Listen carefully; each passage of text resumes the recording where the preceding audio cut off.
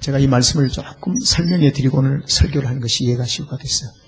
여기서 그 후에 이렇게 시작되죠. 이 그 후는 하나님께서 시내산에서 애굽을 나온 지 2년 만에 백성들이 시내산 아래에 도착했습니다. 그리고 하나님께서 모세와 아론에게 명령을 해서 이제 내가 너희들 가운데 거할 거처를 초소를 좀 만들어라. 이렇게 지시를 했어요. 그래서 백성들이 하나님이 거할 처소를 만드는데 그것이 성막입니다. 그래서 성막에 하나님이 이제 거처하신 것이죠. 그래서 그 후에 성막을 완성한 후에 그 말입니다. 성막을 만든 후에 구름이 해막에 덮이고 여기에 34절에서는 해막이 나오고 성막이 나오는데 이 요절에서 해막과 성막은 어떻게 우리가 해석을 해야 되냐면 성막 안에 해막. 그래서 해막은 지성소라는 의미를 가지고 있어요. 여기서는. 그래서 성막 안에 하나님이 특별히 계시는 지성소. 그걸 해막이라고 불렀습니다. 그래서 성막을 다 마친 후에 구름이 하나님이 계시는 지성소 해막에 구름이 덮였어요. 구름이. 그리고 여호와의 영광이 성막에 충만해지기 시작했습니다. 그 다음에 35절을 보면은 모세가 해막에 들어갈 수가 없으니 이 해막에는 대제사장만 들어가는 것입니다. 그래서 모세는 대제사장이 아니었어요. 아론이 대제사장이었죠. 그래서 해막에 들어갈 수가 없으니 이는 구름이 해막에 덮이고 여호와의 영광이 성막에 충만하였습니다.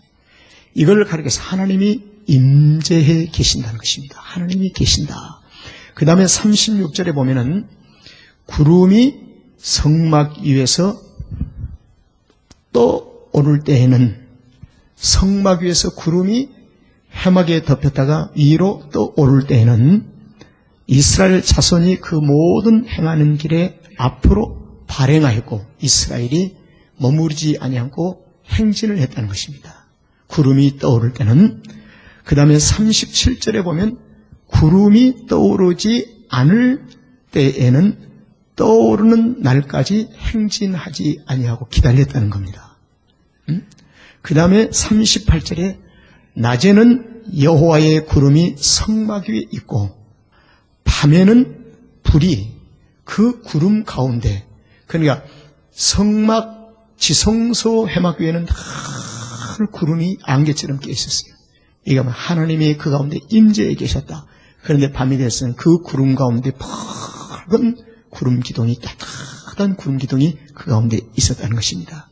있음을 이스라엘 온 족속이 그 모든 행하는 길에서 친히 보았더라. 백성들이 하나님의 임재하심을 친히 보았더라. 이것이 오늘 본문의 말씀이에요. 자, 이 말씀을 여러분들이 이제 생각하면서 오늘 설교를 듣도록 하겠습니다. 따라합시다. 하나님의 임재가 있는 곳에 교제. 이것은 굉장히 중요합니다. 여러분이 교제한다는 이 말은 A와 B라는 사람이 교제를 한다. 사실은 사막을 걸어가는 내가 발자국은 하나인다 할지라도 나 홀로 있는 것이 아니고 믿는 자는 최소한의 복수용을 쓸 줄 알아야 합니다. 나 혼자 걷는 것이 아니고 누구와 함께요? 주님과 함께. 그래서 우리라는 표현을 씁니다. 복수. 이것이 신앙생활의 첫 하나의 표적이에요. 믿는 자는 결코 어떤 환경 속에서도 홀로 있는 것이 아니고 세상은 나를 혼자 있는 것처럼 보이지만 나는 고백할 때 나는 주님과 함께 있습니다. 우리 복수를 쓰는 거예요.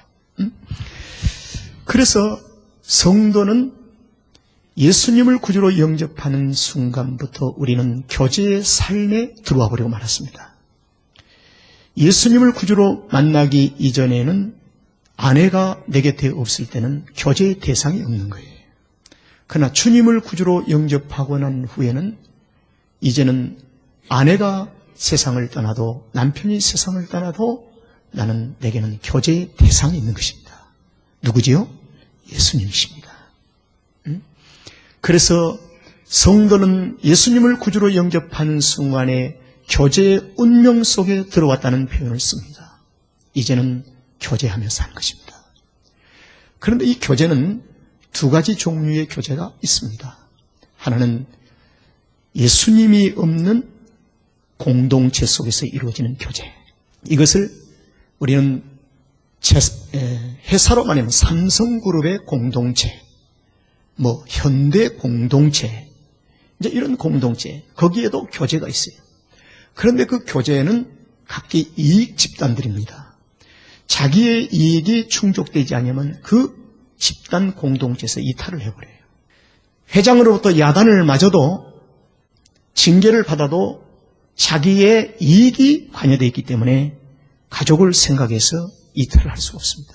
그래서 유일하게 자신의 이익 때문에 이루어지는 공동체 집단이 있습니다. 이것도 하나의 공동체라고 불러요. 그런데 그 안에서도 교제가 있습니다. 그런데 오늘 제가 이 말씀드린 것은 하나님의 임재가 있는 곳의 교제라는 것은 그런 교제가 아니라는 겁니다. 하나님의 임재가 있는 곳의 교제.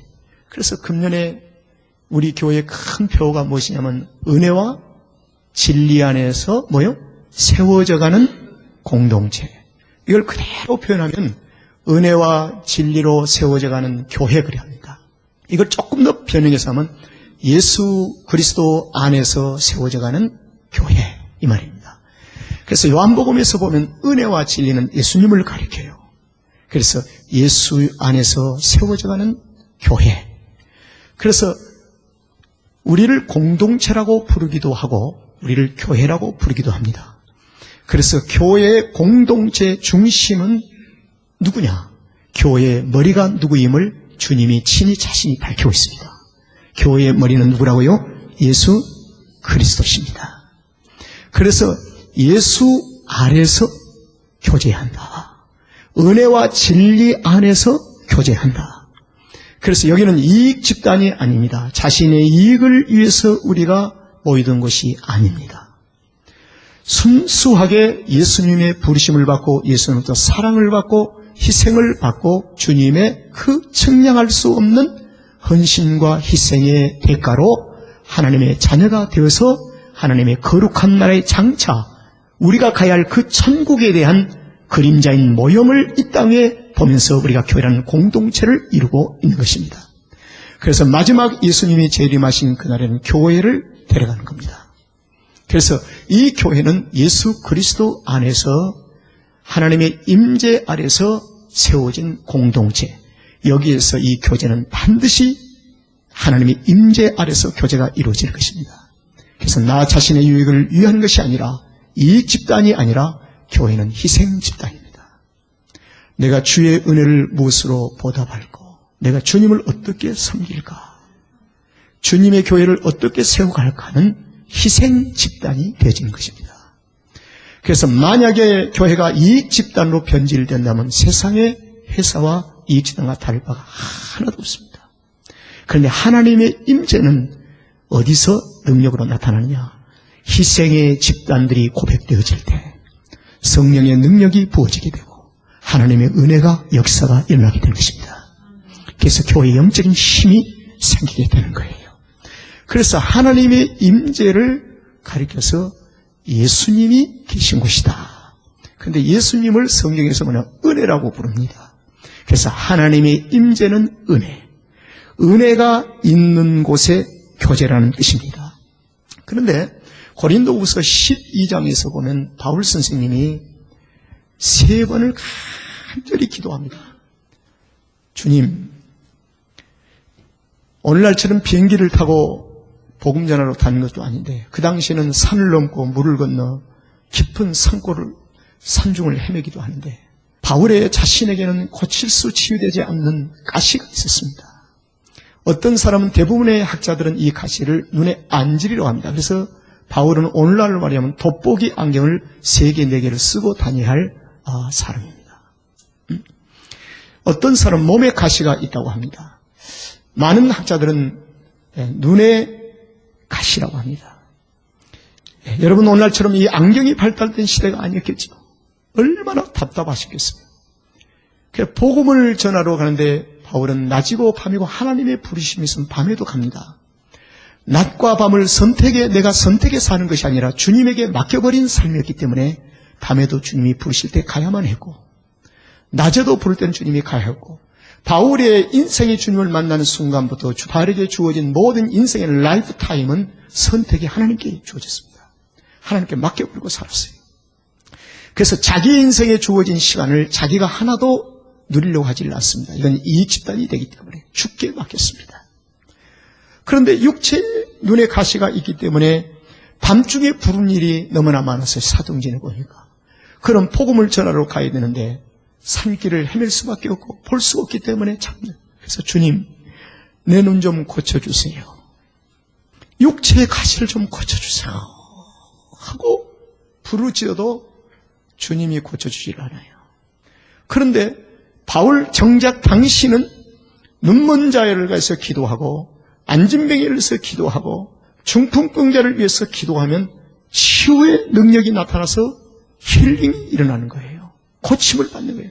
그런데 자신은 고쳐지지 않는 거예요. 그래서 바울은 3번이나 계속해서 간구를 했어요. 하나님 고쳐주세요. 고쳐주세요. 그래야 내가 좀 뛰어다니면서 복음도 전하지 않겠습니까? 부딪히는 일도 많지 않습니까? 이렇게 바울은 얘기했습니다. 그때 3번째 기도하는데 하나님의 음성이 바울에게 들려왔습니다. 바울아, 내 은혜가 네게 족하다. 이는 내 능력이 약한 데서 온전해진다. 그리스도의 능력으로 내게 머물게 하려 함이라. 바울은 마지막 결론입니다. 내가 육체의 가시를 가지고 있는 것은 그리스도의 능력이 내 안에 머물게 하기 위함이었구나. 내가 복음을 전하는 것이 그리스도의 능력이 없이 나 바울이 전할 수가 있는가? 나 바울은 고작 전한다 할지라도 몽학선생 정도에 불과할 것인데 내가 주의 은혜가 내게 임했으니 내가 주 예수 그리스도의 은혜를 증거하는 삶을 살아야 되는데 이것은 주 그리스도의 은혜를 전하는 것은 주의 능력이 아니면 주의 은혜를 전할 수가 없다는 것입니다. 그래서 그렇구나. 주의 능력이 내게 머물게 하는 이유가 바로 여기 있구나. 왜 주의 능력이 내 안에 머물 수 있는가? 내 약한 데서.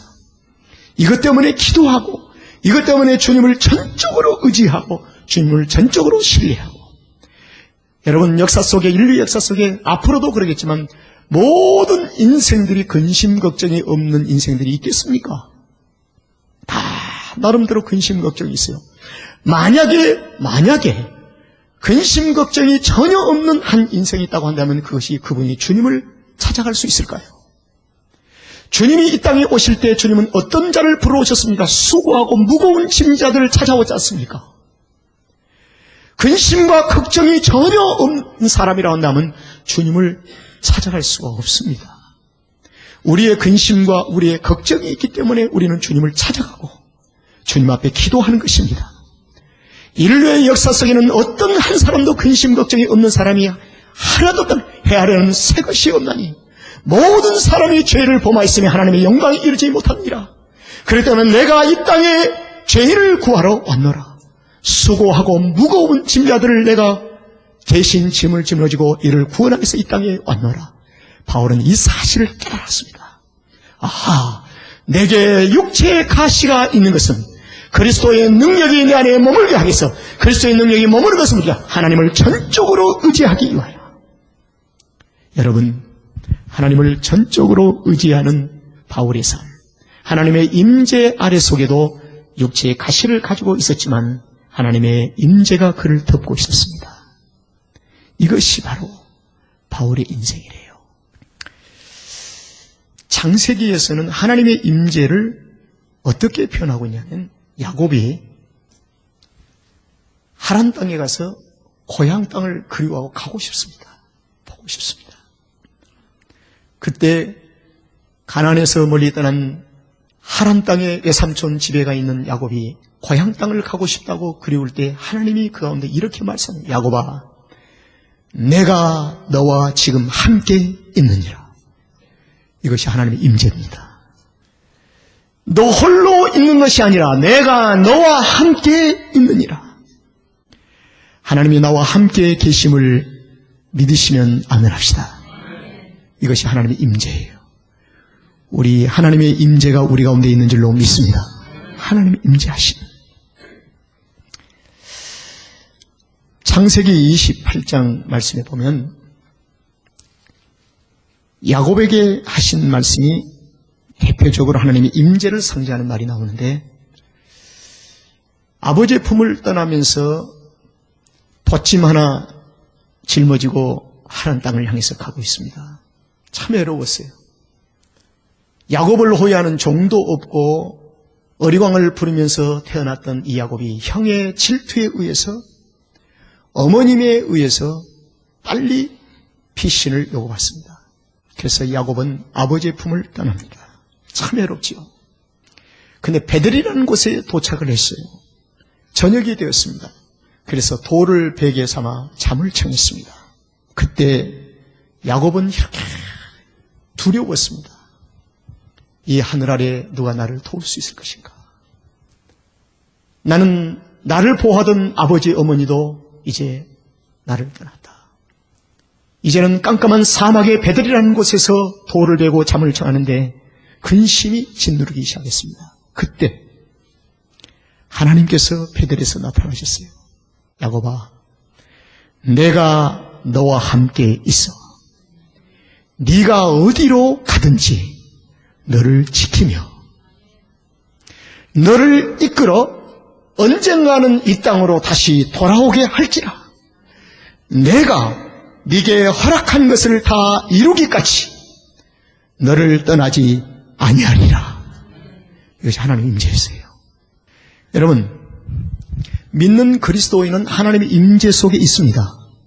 그런데 성도가 하나님의 임재 속에 있으면서도 여전히 두려움과 근심을 가지고 살 수가 있습니다. 그러나 근심과 두려움을 내보내고 살 수 있는 하나의 길이 있는데, 그게 뭐냐면 하나님의 임재하심을 내가 보고 느끼는 것입니다. 이건 신앙의 반응이에요. 그러니까 야곱이 주의 음성을 들었습니다. 주의 음성을 듣는 순간, 하나님이 나와 함께 계시는구나. 그래서 베델에다가 기둥을 세우고 기름을 부었어요. 하나님이 함께 계신 것이다. 하나님이 함께 계신 것이다. 여러분, 삼성교회 모든 교우들, 하나님이 이미 임재 아래 우리가 있습니다. 그러나 우리가 하나님이 나와 함께 계심을 보고 믿고 고백하는 거예요. 그래야 하나님의 임재하심에 대한 축복을 누리게 되는 것입니다. 하나님과 함께 하시는 사람끼리 모인 교회에서 이제 교제 생활을 어떻게 해야 할 것인가? 참 중요해요. 이익 집단들이 모이면 뭐 할 말이 많겠죠. 그러나 우리는 희생 집단이라고 얘기를 했습니다.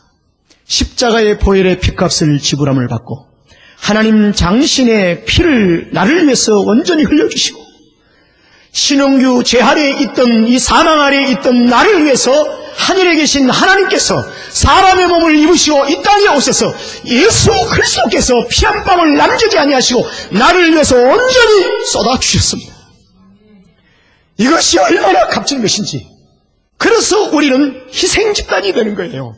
내가 주의 은혜를 위해서 무엇으로 보답할까? 그래서 밤이고 낮이고 주의 부르심 앞에 불순종할 수 없는 사도 바울의 신앙의 고백이 거기서 나온 것입니다. 그래서 하나님의 교회는 희생 집단들이 모인 것이기 때문에 힘이 있어요. 100명이 모여도 능력이 있어요. 세상이 감당할 수가 없습니다. 세상의 이익 집단들은 자신의 유익이 안 되면 모래알처럼 흩어집니다. 그러나 하나님의 교회는 희생 집단이기 때문에 천만인이 이길 수가 없습니다.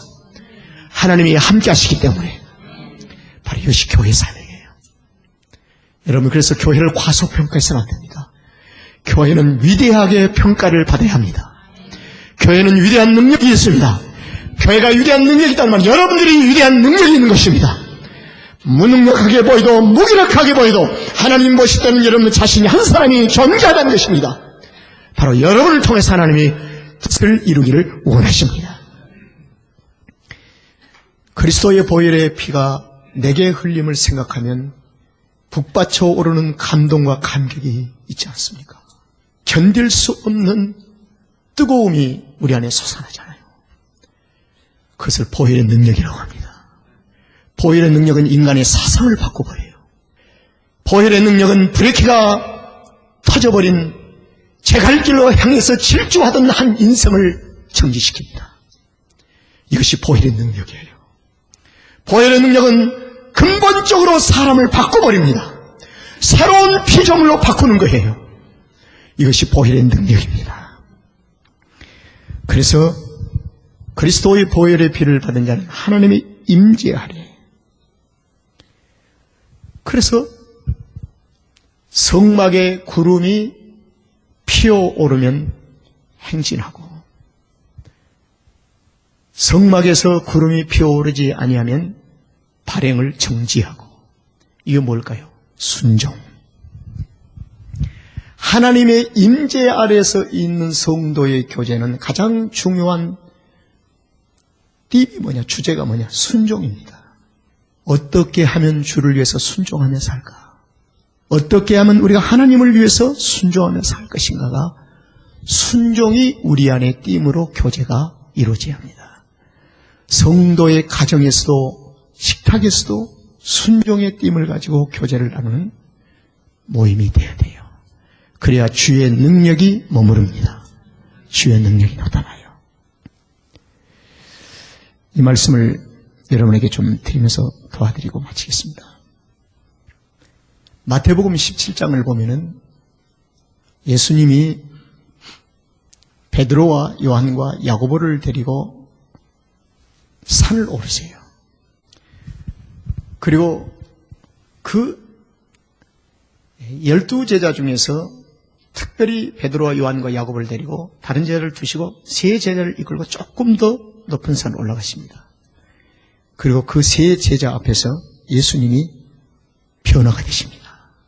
본질이 변화됐다는 것이 아니라 사실은 베드로, 요한과 요한의 눈을 열어주셨다는 것입니다. 예수님은 본질적으로 영광스러운 분이십니다.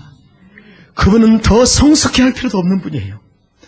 더 영광스러운 몸으로 없는 분이에요. 그분은 성육신하신 본체 그분 그대로 하나님이세요. 그런데 그동안 주님을 보았는데 선자로 보았고 제사장의 한 사람으로 보았고 특별히 한 사람으로 보았는데 이제는 하나님으로 볼 수 있는 영광스러움으로 주님이 자신이 변형되시면서 베드로와 요한과 야고보의 눈을 열어주셨습니다. 그들의 눈을 열고 보니 이분이 누구였습니까? 하나님이셨습니다. 너무 하나님의 임재가 성막에 어떻게 해요? 충만했다는 것입니다. 눈이 열렸다는 이 말은 충만했다는 것입니다. 여러분, 예수님이 없어서 우리가 충만하지 아니합니까? 개심에도 불구하고 믿음 없는 사람처럼 시험에 들어가지고 원망하고 불평하고 예수 믿지 않는 사람보다 더 험한 얘기도 하고 삽니다. 그게 뭔가요? 내가 주님을 보지 못하기 때문에요. 주님을 보는 눈이 닫혀버렸기 때문에 그런 것이죠. 하나님은 여전히 계십니다.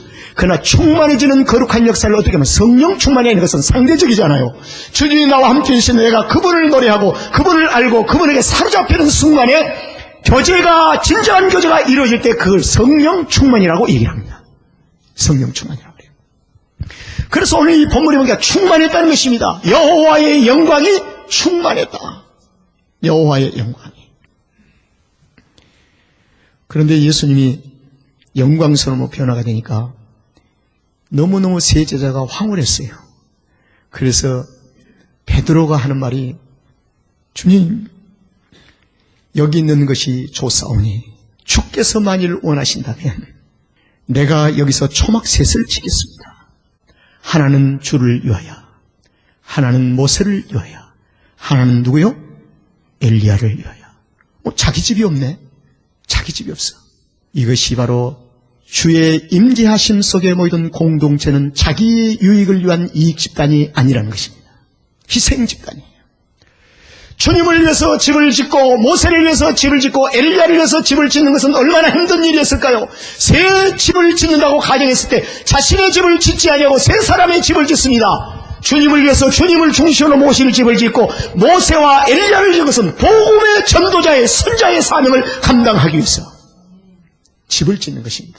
이건 교회를 짓는다는 것입니다. 교회를 짓는. 중요한 하나님의 임재하신 곳에서 베드로는 희생의 집단임을 고백하는 성숙한 교회 공동체의 모습을 우리에게 보여주고 있는 것이 겁니다. 여러분, 세상 끝날까지 주의 능력으로 삽시다. 주의 능력이 내 안에 머물고 주의 능력이 나의 사업을 이끌어가고 주의 능력이 나의 직장을 이끌어가고 주의 능력이 우리의 가정을 이끌어가려고 하면은 주의 능력이 내 안에서 머물러야 할 줄로 믿습니다. 주의 능력이 나타나야 돼요. 그리하기 위해서 어떻게 합니까? 이 집단이 아닌 희생 집단의 삶을 고백해야 합니다. 이것이 바로 오늘 우리에게 주는 중요한 교훈입니다. 성도는 하나님의 임재하심 아래 있습니다. 교회는 하나님의 임재하심 아래 있습니다. 여전도의 남전도의 교구, 교회학교, PM 모든 것이 하나님의 임재 아래 있다는 것입니다. 그래서 여러분들이 소극으로 모일 때마다 하나님의 임재하심 속에 있기 때문에 순종의 주제를 가지고 하나님의 영광을 드러내고 주의 능력이 꽃을 피울 수 있도록 하나님의 임재하심 속에 진정한 교제를 하나님 앞에 드리기를 주 이름으로 축원합니다.